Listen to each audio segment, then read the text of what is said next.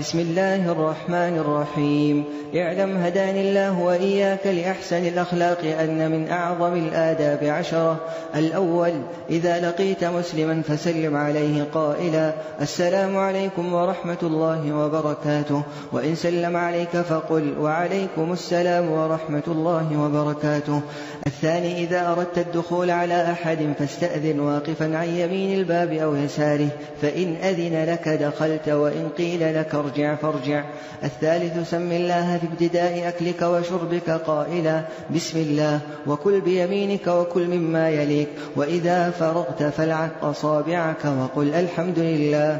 الرابع: تكلم بطيب القول في خير، واخفض صوتك متمهلا في حديثك، وأنصت لمن كلمك مقبلا عليه ولا تقاطعه، ولا تتقدم بين يدي الأكبر بالكلام. الخامس: إذا أتيت مضجعك فتوضأ ونم على شقك الأيمن، واتل آية الكرسي مرة، واجمع كفيك واقرأ فيهما سورة الإخلاص والمعوذتين، وانفث فيهما وامسح بهما ما استطعت من جسدك، تفعل ذلك 3.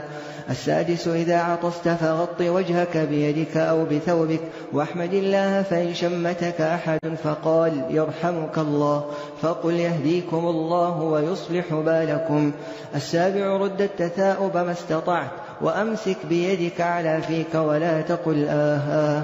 الثامن: إذا انتهيت إلى مجلس فسلم، واجلس حيث ينتهي المجلس، ولا تجلس بين الشمس والظل، ولا تفرق بين اثنين إلا بإذنهما، ولا تقم أحدا من مجلسه، وافسح لمن دخل، واذكر الله فيه، وأقله كفارته فتقول: سبحانك اللهم وبحمدك، أشهد أن لا إله إلا أنت، أستغفرك وأتوب إليك.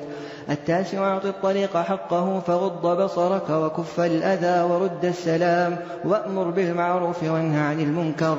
العاشر: البس الجميل من الثياب، وأفضلها الأبيض، ولا يجاوز كعبيك سفلا، وابدأ بيمينك لبسا وبشمالك خلعا. تمت بحمد الله.